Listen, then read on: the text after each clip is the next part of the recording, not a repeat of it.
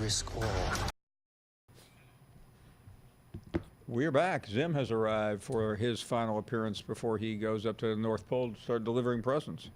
Yeah, the final appearance of 2019, Paul. We've had a lot of fun this week going back and looking at the greatest hits of this decade. So now we have the top 5 newsmakers, top 5 news stories of the decade. We're going to start with number 5. States passed name, image, and likeness legislation. This happened this year. And of course, the states forced the NCAA in October to approve a measure in which all athletes can be compensated. Of course, this will be a big story coming forward in the next decade. Number 4, Urban Meyer. What a decade. He started in 2010, resigning from Florida.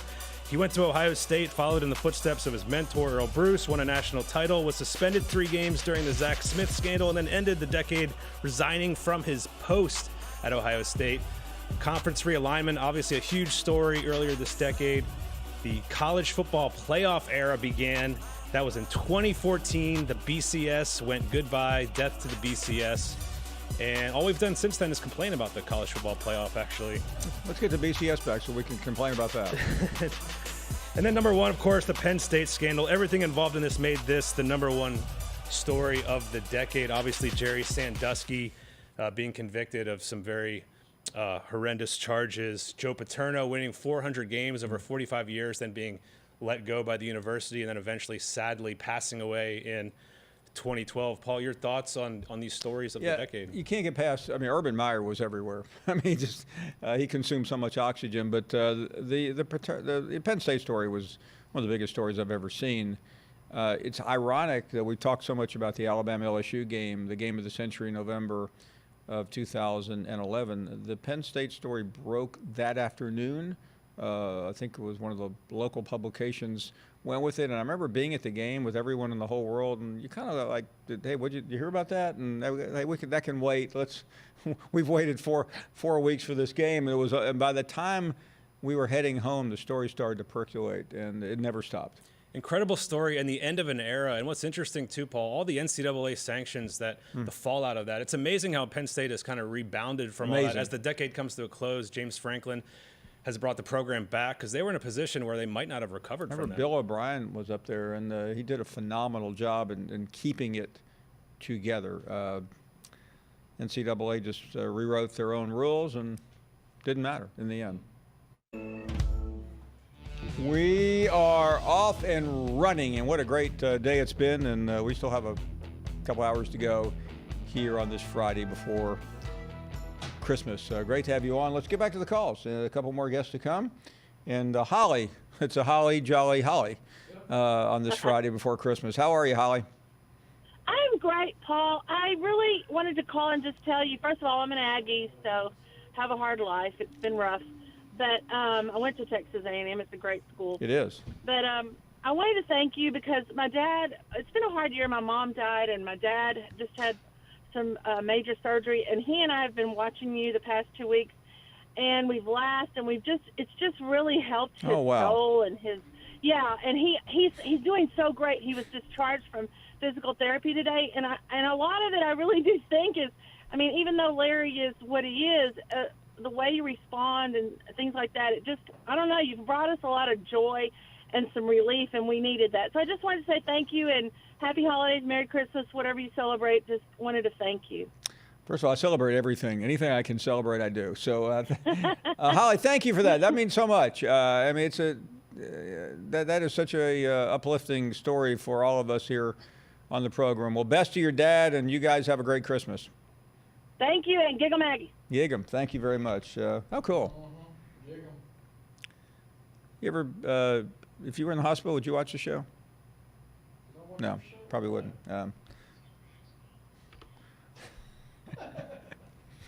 Judy is up next. Good afternoon, Judy. Hello, Mr. Finebaum. I just want to wish you and your family and your staff just a joyous and blessed holiday season. And if you'll indulge me just a minute, I want to tell you something about my family. I was the only child, and I knew who you were back when I'm 70 now, so I'm older than you. But I knew who you were back when you wrote for the Post-Herald.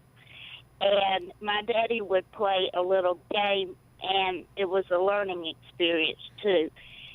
He would read your articles the night that you were in the paper. Oh, my. He wrote it for the paper. And then he would have me read it.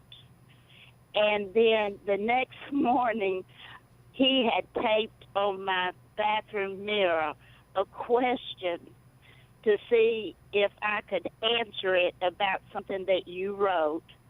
And it got to be a game with us. Oh, wow. And then when we went to the breakfast table, he would ask me the answer to the question that he taped on my mirror. And I just thought that was just a wonderful memory for me. But I've known who you were then when you were at the radio station, and I watched all your broadcasts since you've been on TV. And they're just a real blessing.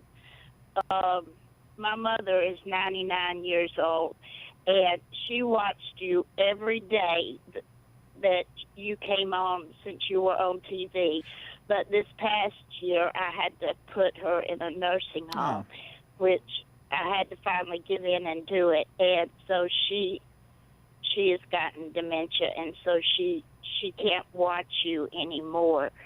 And it's been bittersweet for me this year because we would sit, and she would sit in Birmingham at her home, and I would be here at my home in Ragland, and we would watch you together on the TV. So you have just meant more than you'll ever know to my family. I just can't even tell you how much you've meant to us and how much joy and happiness and knowledge you have brought to us and our family. And I just wanted you to know that.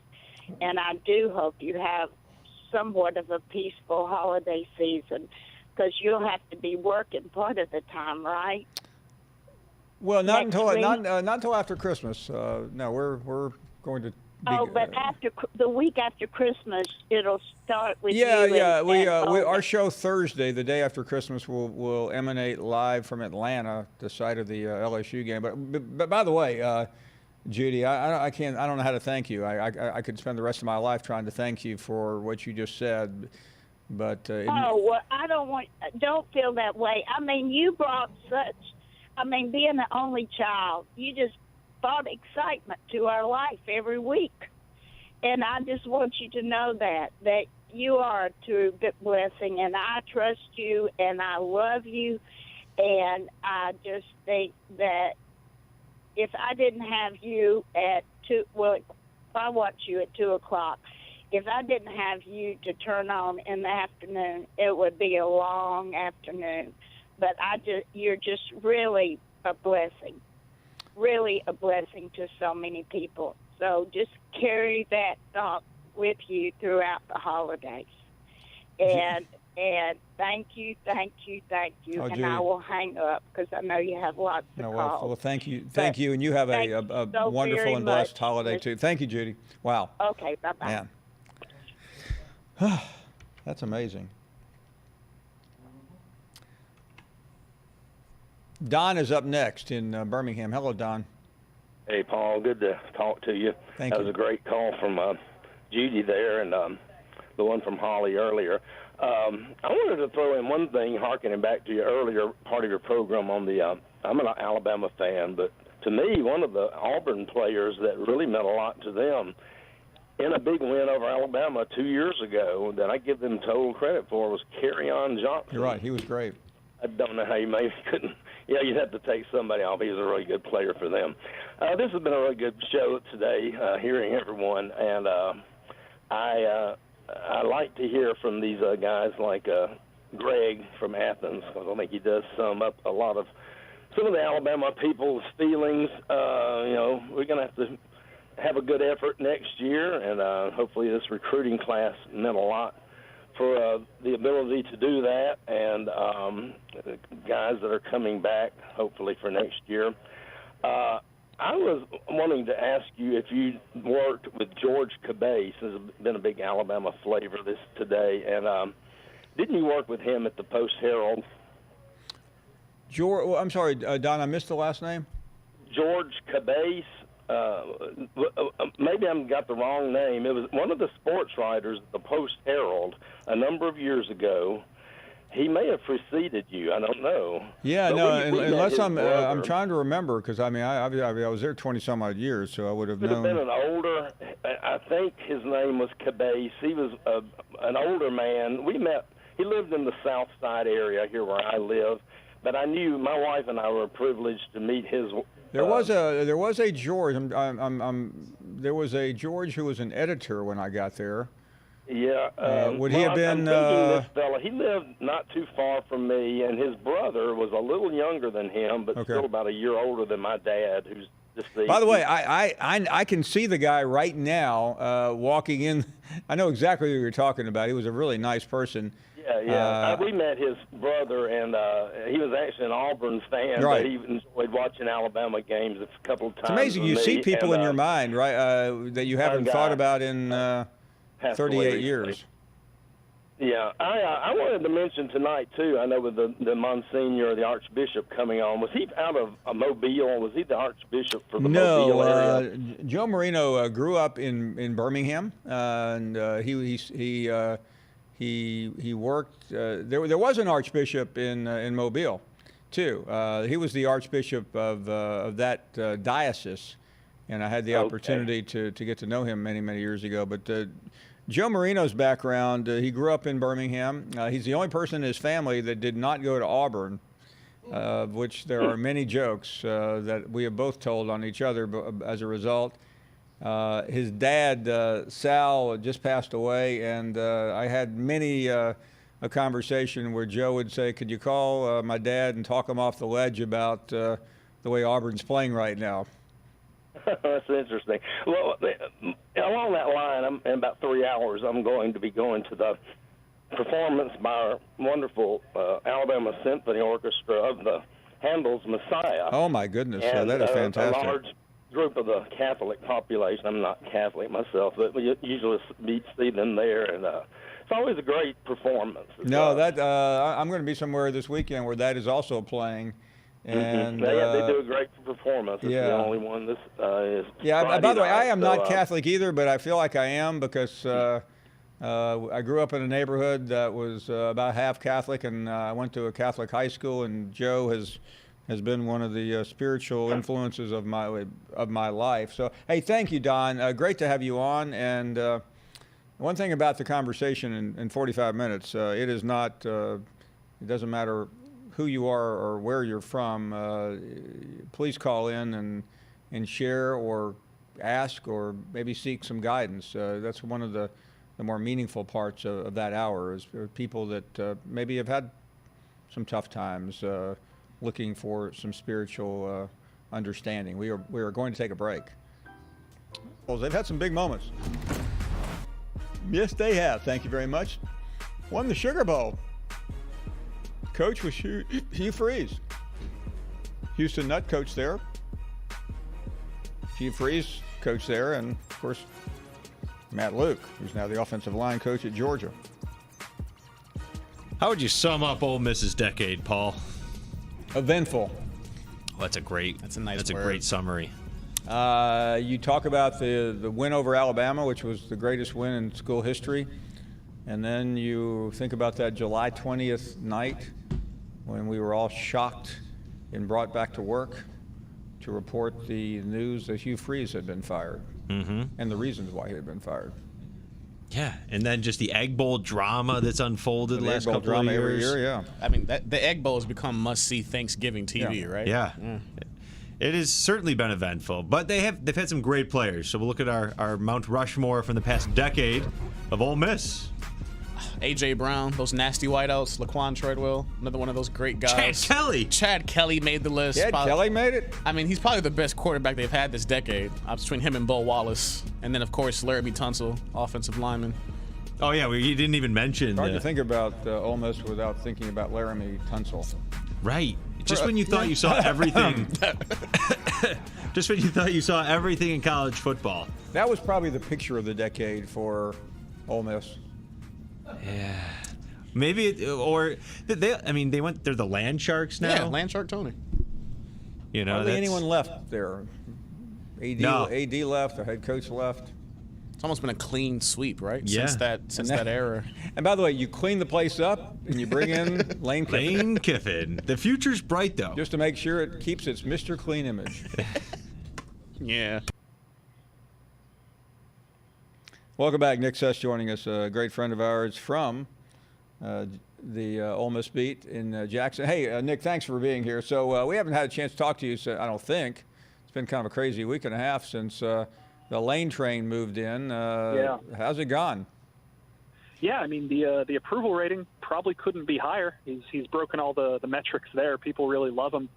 You look at that introduction he did where there were probably 4,500 people packed into the pavilion. I don't know if they've gotten those true numbers for a basketball game yet this year. They probably have once or twice, but there were even a couple hundred people who stalked his plane landing to greet him as he came into town. He's got a lot of approval, and even if the signing day the other day wasn't maybe as fruitful as somebody would have hoped for Kiffin, they kind of give him the time of day because it's been 10 days between he was announced and signing day, so people kind of understand the difficulty that comes with that. But still, people are very excited. People are very optimistic because he's the splash hire that they wanted. And hey, Nick, tell me this: what if Kiffin hadn't come? Who would have been the coach? I don't know. I feel like they put a lot of effort into Kiffin. I think that the names that you would have heard come up were Drinkwitz, who ended up at Missouri, obviously, and then they would have made a push on Billy Napier if he wanted to leave Lafayette, which it doesn't seem like he wanted to leave this year. He might be a next-year guy. But, yeah, Drinkwitz and Will Healy, who I think is playing right now, and Napier, that tier of coach probably would have been the next tier of candidate. It's really interesting because Norvell was the lead candidate for about 7 schools, and he went on, and then Lane got in the middle. So, what is this staff going to look like? I've heard a million rumors. You've probably heard 2 million. Yeah, it's going to be interesting. I think he put a lot of effort these last 4 or 5 days into recruiting, and kind of took a bit of time off from putting the staff together. I think he has his entire offensive staff in mind so far, and I just don't think they've finished up announcing who's going to be the receivers coach and the tight ends coach and all of those little details there. The interesting thing is going to be defense, because he doesn't want to make defensive hires until he's picked a coordinator. And right now, Mike McIntyre is still working on staff. He has not been told he won't be coming back, but Kiffin has not said he's going to be back either. Kiffin said he's going to interview McIntyre. He's going to be a candidate, but all the names you've heard are the same names I've heard of. He's going to go after some people maybe he's worked with at Alabama in the past. He's going to go after some big names that are former head coaches who are on the rebound like McIntyre was last year. He's going to try and find the best recruiter and the best coach he thinks he can get to run the defense. You think that will be a splash hire?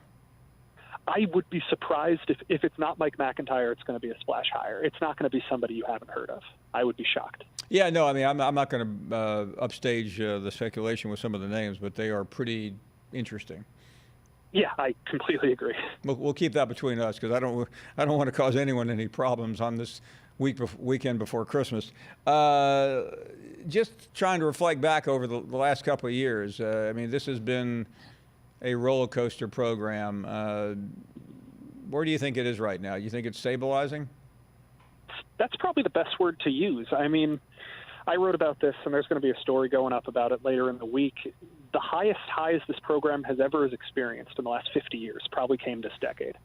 And probably the lowest lows they've experienced in the last 50 years came this decade immediately after the high highs. It's been a lot of instability, and now the hope with Kiffin is that he can right the ship. And whether or not that means they're going to win 7-8 games every year or they're going to stay where they are at 5-6, who knows? There's a lot of personnel and there's a lot of coaching to figure out. But for now, the aim is stability. They want to find that place of stability just because of how volatile Ole Miss has been, not just from the Hugh Freeze situation and the Matt Luke era, but, I mean, you look at Houston Nutt had 2 8-win seasons and then 2 losing seasons. And before that, Cutcliffe followed the 03 season where they were great with an 04 season where he kind of fell off the cliff. And there was the Ogeron era, which was a failed experiment. And they haven't found any consecutive string of success for longer than maybe 3 years in my lifetime. It's probably longer than that, too.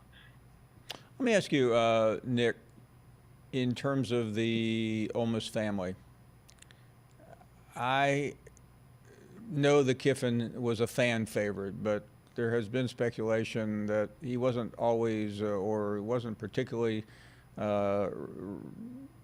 regarded well among some of the old guard. Has that changed? What's the story there? I don't know. I've heard similar stuff, and I'm sure there are some people who are always going to see him for his past faults, and there's no getting that out of people's heads. Obviously, there is the situation at Tennessee that rubbed people the wrong way, and his Twitter account and how volatile he is. There are some people who just won't get over that. But I think the thing, to use your phrase, the Ole Miss family, Ole Miss really takes its own in. And whether it's somebody they didn't like at first or somebody they liked at first, once you're one of theirs, you're one of theirs. So I think a lot of people have, even if they didn't support the hire initially, I think they are behind it because at the end of the day, they want to see the team succeed, and they want to see the program back where it was 4 or 5 years ago. And in order to do that, you can't grouse too much about wanting a different coach than the coach you have. You just kind of have to get behind the guy you do. And that's what they did for Matt Luke for 3 years, and the people who didn't support Luke still wanted the program to win when Luke was there, and I think the same will be true of Kiffin. Expectations is a big word. Coaches hate it. You know that. Yeah. But you're not a coach, so I'll ask you. What are the expectations for next year? For next year, I think the expectations are pretty reasonable because they know how tough the schedule is going to be. And the goal should be 6 or 7 wins if you have a best-case scenario, because more than 7 wins means you're beating a team who's currently ranked in the top 12. Right. But beyond that, I think the expectation is get to a point where you can consistently win 8 games a year. Because Ole Miss has this, and I hinted at this before, this kind of awful pattern of you win 8 games for 2 years and then immediately fall down to 3 or 4 wins.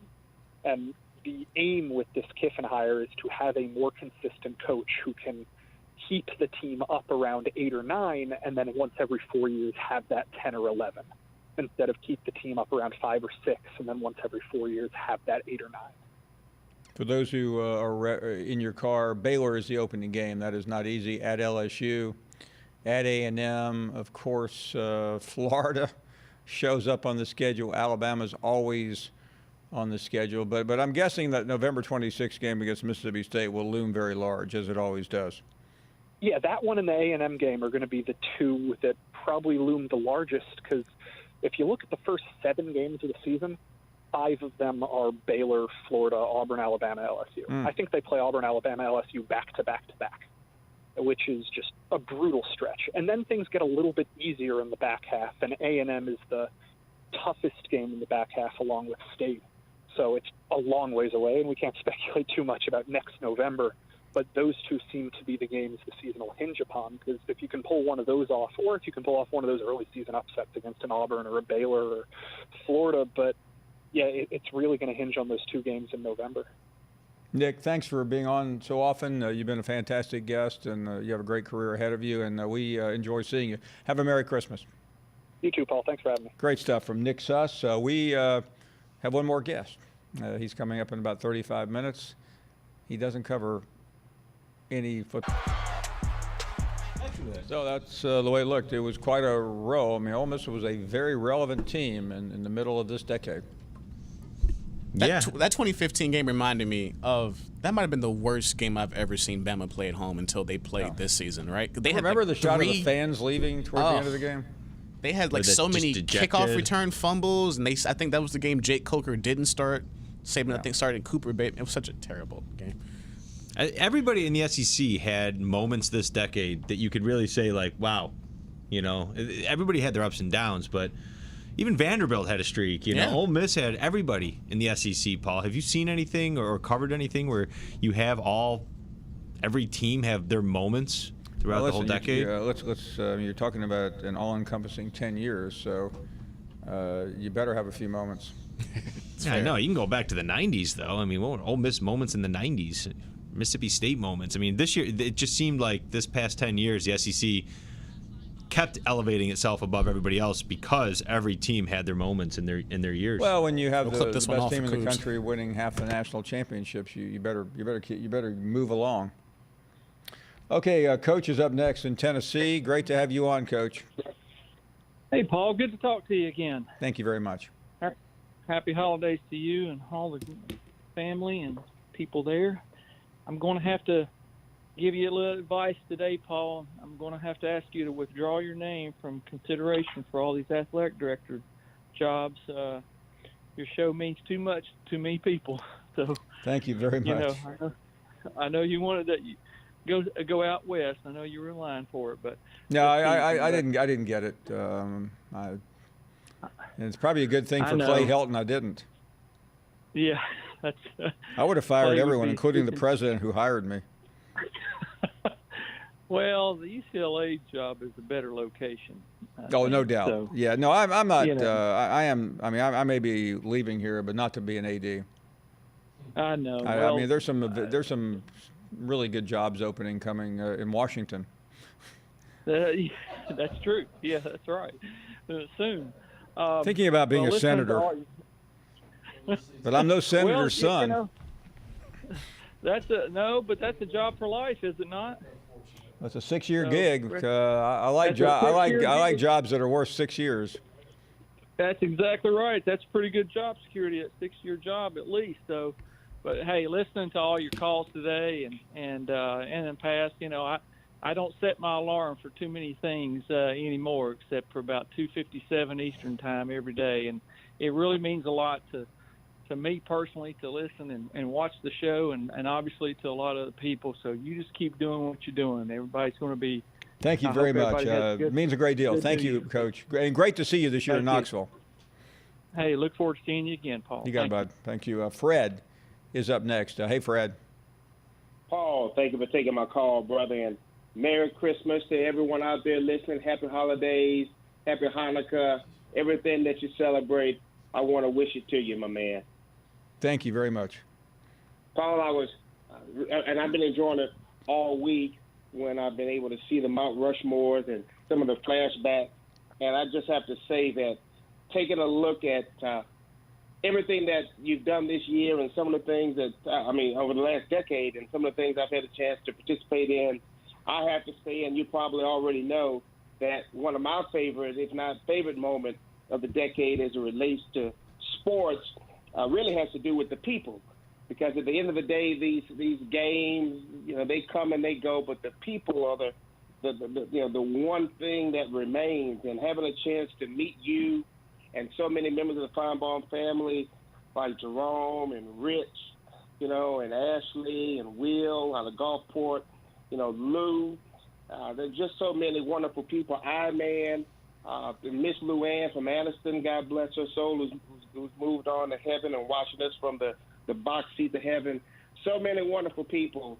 That was one of the highlights, if not the highlight to me. And I do miss hearing some of those old Alabama callers call in, not because I want to go back to, the old days and this show is terrible, but because those callers to me are sort of the cornerstone of how this show went on to be a show that ESPN wanted to put on the air and everything you've done. And by the way, I still miss the caller of the rants, the Finebaum rants, the videos. But I just want to get your thought, Paul, not to go too far down memory lane, but when you think back to some of the names that I've mentioned and where the show is and how they've helped contribute really to you and your success, what do you think about when you think about those days, really high watermarks in my mind, having them all together? Well, I'll tell you what, I know that there are some pretty famous calls. And listen, if you think back on this decade, there's one call that will trump every other call every single time. But that's not the call that I remember this decade by. I remember this decade by some of the calls that we heard tonight, that we've heard many, many times, that talk about what the people and the environment that this program brings means to individuals. And you heard it earlier, and I've heard that a couple of times, where if you're down and you're sick, and maybe your dad's in the hospital, your mom, and and this gives you some commonality. To me, that's more important than all the Updikes of the world who call in bragging and boasting of a criminal activity that hurt a lot of people and still does. Well, the only thing I can add to that is nothing, but I'll go ahead and try anyway, Paul.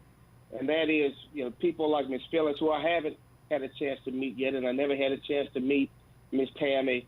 But those folks, to me, when I think about this show, and there's so many that I can't even remember, and you've heard this before, people, they don't remember really what you said, but they always remember the way you made them feel. And there's something to that when people listen to this show and when they listen to the best of what America has to offer, which really is the best of what the South has to offer for the most part when we have callers from the SEC. And it's one of the reasons I'm proud of the show, that so many folks who love football, who love sports, really wind up loving each other, even though they're under different banners when game day rolls around. And Rick, I want to shout out to you. John, Big Ten John, I want to shout out to you. I know you're still out there listening, but Paul, I just have to thank you for doing what you do. But I couldn't let the day go by without thinking about some of those people who are gone no longer with us. Shane, God bless him. He was right. I came in right at the end of when he was a caller. But God bless everybody out there. Love and hold the people close to you tight. And remember, Paul Finebaum, you, my friend, are one hell of an American. God bless you, Merry Thank Christmas. you. Yeah, and Fred, we probably won't have time later because we're going to have a pretty eventful final hour. But I'm glad you mentioned Shane. He was the cornerstone of the early part of this decade. But I would be remiss if I didn't say it again, that the single saddest moment of this program's history, I believe, came in November of 2018 on that cold Friday afternoon. I remember where we were in Athens, Georgia, and we shared the devastating news that Tammy had perished in that crash in Shelby County, right outside of Birmingham. That never really experienced anything quite like that. We've had losses on this program before, and significant losses. But that was the one that just not only galvanized the audience of this program, but it seemed like it galvanized the whole world of college football for a short period of time. We'll take a break. More to come. Archbishop Marino at the top of the next hour. His last day will be the Rose Bowl, and he is, kind of making the rounds and kind of reflecting on 30 years of the Big Ten and all the changes that the sport has had, college football has had, as well as the whole college athletic scene and setup, the name, image, and likeness, the existential threats to the amateurism model, and all of those things. So we talked about a lot of those things, and about his tenure in the Big Ten, and if he would do anything over again. A lot of people have wondered about Rutgers and Maryland. Would you want to mulligan on that decision? And he will defend that, and he will stand by that. But just really about the changes, even in the media landscape, in the sport, in the way that college football has grown. We talked a little bit about, the playoff, whether it's been good for the sport, and really, what he sees that looking like moving forward. And it really was stunning to hear someone who really was the reason we didn't have a college football playoff sooner, talking about expecting this thing to expand probably when the contract's up in 2026. So it was a very interesting conversation, very introspective. One thing that he's brought up, and you've started to hear it from a couple other commissioners as well, is that when you went from having 2 teams that get to play for a national championship to 4, it really started to highlight who isn't getting there, who isn't. We didn't really talk about it in the same way, like, the Big Ten hasn't been in the national championship game in X amount of years. We talked about not winning it, but now it's, are you not in it? And, is your champion not in it? How many times has the Pac-12 been left out? And all of that because the access point has doubled. So, Jim Delaney, and we've heard similar things from other conference commissioners, including Larry Scott. I mean, there are people who have talked about conference championships, strength of schedule, things not being rewarded in the way that they felt they should. And that's caused them to have their teams left out. So, we talked about that, and then I thought it was really interesting. He pointed out that the fastest way to get to expansion would be if the ACC or the SEC were left out, because they have not experienced that. And he's saying he doesn't wish it on anybody, But, quote, I don't think you fully appreciate the damage that's done when conferences are left out 2 years, 3 years, 4 years in a row. And I think he's right that, we've kind of been saying that from the start. If the SEC were ever to be left out of the playoff one year, all of a sudden the drumbeat for expansion would happen. So I think he's absolutely right about that. And the timeline, he said, there's a lot of contracts, there's a lot of things that would have to, be worked out in order to expand before the contract with ESPN is up in 2026. But he used the word probably for expansion in 2026 when that deal is up. Welcome back. Glad you're here, and a couple of minutes away from our conversation with the Archbishop. Royce is up next on this Friday afternoon. Hello, Royce. Hey, how you doing? We are doing well. Thank you very much. Well, I wanted to tell you how much I appreciate your show. Thank you. Do you know who Harry Gilmer is, or was? I'm sorry, who was that? Harry Gilmer. Harry Gilmer, sure, the great Alabama quarterback. That's right. I can remember him, so I'm old. Yeah, no, Harry. That was Harry was one of the most famous quarterbacks in Alabama history. That's right. And I live in Huntland, Tennessee, and that's where John Majors played his ball. I know you know John Majors. Oh, sure. Well, I'll tell you what, if it wasn't for your show, I don't know what I'd do. Because I'm as old as I am, all these sorry things that's on there not fit to watch. Well, listen, that means a great deal. Thank you, Royce. And we're not perfect, but we try to keep this. Well, you're about perfect as far as I'm concerned. Well, one thing about we try to do on this show is that everyone can watch it. There's nothing here that maybe every once in a while we get a little crazy, but for the most part, I think the whole family can watch this show. Yeah, I'm sure I don't have much family as old as I am. How old are you? I'm 90. 90? Yeah. You've seen a lot in your life. I spent a year in France. Did you really? Yeah. Oh my goodness, that had to be quite an experience. Yeah. But I'm proud that I'm still alive. I've had cancer for 10 years. Oh my goodness. I'm hanging in there. But well, listen. Your show sure does make it easy for me. Well, Royce, that means more to us than you'll ever know. Well, you stay cancer-free and continue doing whatever you're doing. I want to know what it is. Yeah. Well, I'm not doing nothing much. I get up every morning about 4 o'clock and walk 5 miles. That's about all I do. Well, I'll tell you what. That is working, and there are days when I'm struggling to get out of bed. So you're giving me encouragement. Yeah, I get up early. So what time do you go to bed if you get up at 4 o'clock? Well, I go to bed about 7. Okay, well when it gets dark. So this is kind of like the late night entertainment for you. Yeah, sure is. I tell you what, I don't know what I'd do if I didn't have this show to watch. So. Well, that a lot of old shows they have now, not much for somebody like me. Well, when you were growing up, well, I mean, I guess there wasn't TV. I forget that question. Scratch that one. Yeah. What were your favorite shows once TV got going? I don't remember exactly. It's been so long. Yeah. A lot of them old shows, was pretty good. Gunsmoke? Andy Griffith. Oh, Andy. We loved Andy at my house. Yeah. You had Andy and Miss B, Aunt B. Yeah. Aunt B, Gomer. Yeah. Barney. Who was the drunk? Otis. Otis, yeah. Otis. Who was Andy's girlfriend? Remember her? Oh, Helen. Yeah. I always thought Helen. Right. Wasn't sure about Helen. Yeah. Now Barney dated Thelma Lou. Yes, I always thought Thelma Lou was a little bit on the wild side. Yeah. When Barney left, though, it just ruined that show. Yeah. Well, Barney was the unsung hero, and then you had Opie, who turned out pretty well. Yeah. I guess it'd be like if you left this program, it might not be as good either. Oh, I could walk out tomorrow. They'd have somebody sitting here smiling, laughing. Yeah, but they just cross my name out and type somebody else's name in. Hey, listen, Royce, you be well.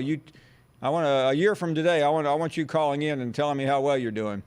I'll try to call you a year from today. If Okay, I'm still living. we got it. We will on the Christmas show in 2020.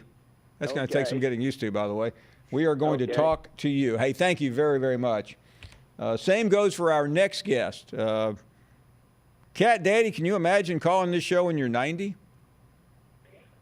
No, I hope I do, though. I'll tell you what, though, Thelma Lou is still alive and living in Mount Airy, Is she? North Carolina. Yes.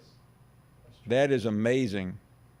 Yes, son. I just want to say, Mr. Finebaum, I want to thank ESPN and the SEC Network for not preempting your show to run that circus of an impeachment going up there in the swamp in Washington so I could watch you. Well, thank you. Yeah, no, we decided, we might be impeaching some football coaches, but we're not showing that impeachment here. Well, I got a Christmas song for you. Would you like to hear me sing it? I sure would. We'll munch camps roasting on an open fire. Getting Roxanne's nipping at his nose.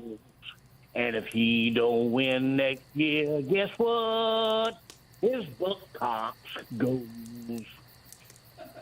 Merry Christmas to all you staff and everybody up there, Mr. Finebaum. As everybody has said today, you have a great show, and I enjoy it. Millions of people enjoy it.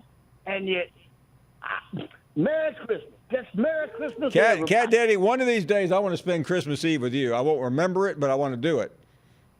Well, you won't. I pull out that Palmetto moonshine. I'm going to wake up on Christmas Day going, what happened last night? What about? Well, I'll be able to.